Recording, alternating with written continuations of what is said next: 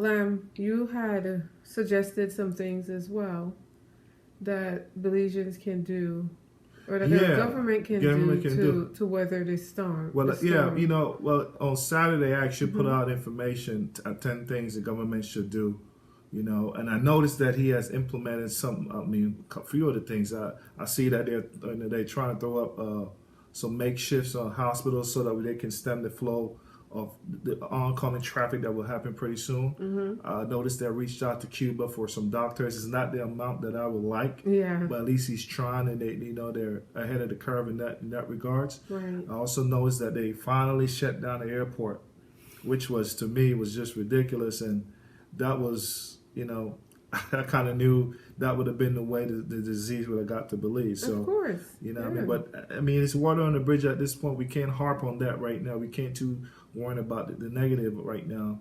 They actually closed it down. Now it's time to get down to the nitty gritty, trying to quarantine these folks. And now let's talk about how we're going to deal with the people at hand. You know what I mean? That's right. And to me, right now, the first thing they need to worry about in that regards is to try to show up the people, make them whole, the people who lost their jobs behind the coronavirus pandemic. You know what I mean? So if you worked in the tourism industry, hotels, restaurants, small businesses that are forced to close down because of this very reason, I think the government needs to at least hold you down for 3 to 6 months. So basically a stimulus for you don't have to. the country. The problem right now is what you don't want to do is throw out the baby with the bathwater. You know what I'm saying? So you don't want to lose your economy behind this.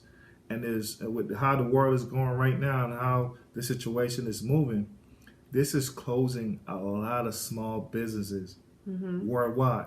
And Belize is not, they're not unique to this situation. They are facing the same situation. So if I were the government in this situation, I would try my best to stimulate the people first. Yep. And then I'll try to stimulate small businesses.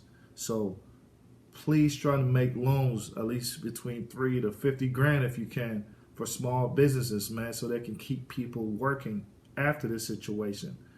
Because small business are the essence of the whole Belize economy. And if you get rid of those, man, we'll definitely fall into a depression. Work with the banks to try, because a lot of these people already have debts. They took out loans to run their business right now. Right. So work with the banks, in regards to trying to put off some forbearance and some of these debts, until after this situation has blown over. You know what I mean? And again, you got to put money in people's pockets, man, and do it quick. Cut the red tape. Trying to get this money into these people's pockets as soon as possible, because if you don't do that, you can start it could be anarchy, man. Yeah, that's for sure. Another one is maybe working with the utility companies. Well, most of the utility companies in Belize are government owned regardless. Okay. You know what I mean? That's so true. they need to, again, put pause on charging customers. It should be illegal to shut off people light and water in this situation. Right. If that is going on, that needs to stop right now. Yeah. Even internet. With the schools being out and people are having to homeschool their kids, even that is crucial. Your internet, your water bill, your electricity bill, all that are necessities right now. And none of that stuff they should pass a law to stop evictions. They should pass a law to stop shutting off people's services like water, light, and so forth. Yeah. That needs to be put in law, because this is an unfortunate situation. This is not a situation where the people, want to be in a situation and don't want to work. They are forced not to work. Right. And it's hard to prepare for something like this. It's not, you can't see the extent of which this will affect you coming. No, you can't. It's just you really can't. And what's so crazy is the government is losing money everywhere, because the government have no money in their coffers right now. Nobody's buying anything. So, government makes money from, tax revenues and so forth. So there's nothing going into the coffers right now. So the people of Belize also got to understand, you can't blame the government at this point for borrowing money in regards to this situation. They got to do what they got to do, because they don't have the money right now to show up everybody right now and to save these industries. Right. But before they even think about saving any one of these industries, you got to make the people whole. That's right. And make the small businesses whole. That's you know right. what I mean? You got to start there, because I'm telling you, it's going to be hell to pay. Yeah. And in addition to that, once you get that out the way, to me, that's another very important thing is to make sure your frontline people, your doctors, your nurses, your ambulance workers, your police officers, your BDF soldiers, not only I would suggest you give them higher pay during this time, so whatever their salary was, bump that up by 10%, but also make sure they have the right equipment. You can't send these people on the battlefield dealing with this fight with the wrong tools. So make sure these people are wearing their masks, have enough gloves, you know what I mean? And they have enough detergents and stuff to clean and wash down their stuff, because the last thing you want is to lose your frontline people. If you lose your frontline people in this situation, we're done. It's over. Mm-hmm. It's over. And we're going to lose a lot of lives. So we got to be rational in this situation, man.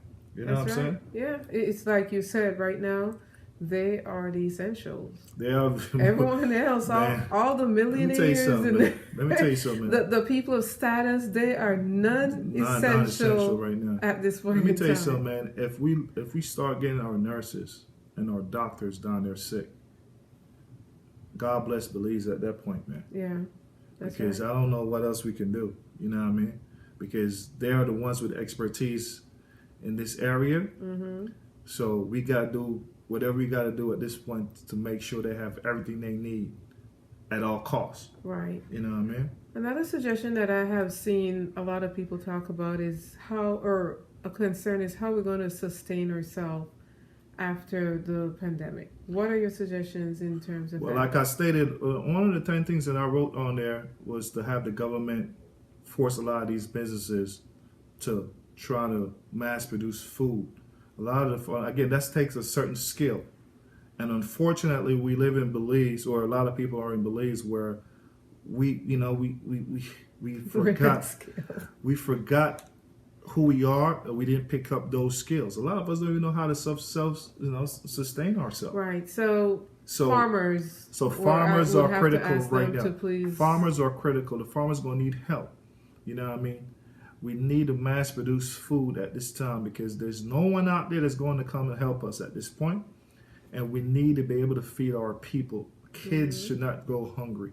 Our people should not go hungry because they cannot come out their house, or they lost their jobs because of this situation. That's right. We got to take care of the needy right now, and we got to look out for each other overall. And again, the farmers are very important, and we got to be able to learn how to self-sustain ourselves and be able to mass produce food so we don't starve to death during this period. Right. Another important thing that I think we need to talk about is, for disasters, normally people stock up on food and toiletries and basically home necessities. Right.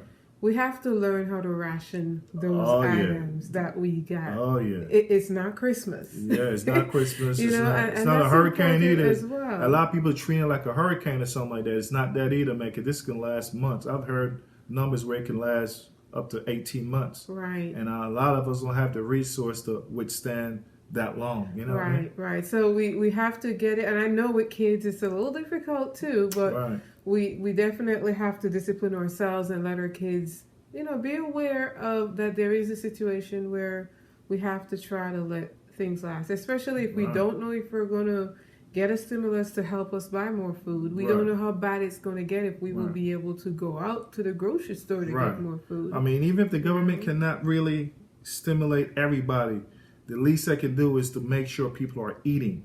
Yes. You know what I'm saying? Make sure that, people are eating, and make sure the elderly have their medicine, because that's some of the people I'm talking about.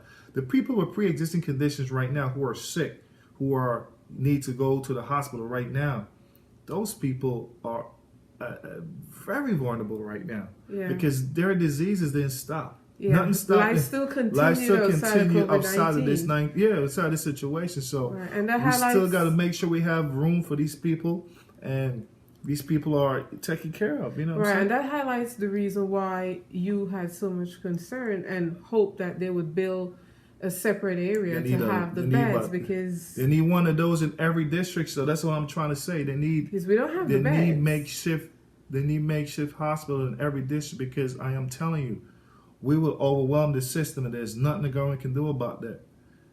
We will overwhelm the system. Once we get to that point, what we're telling the government to do is to pick and choose who will live or who will die.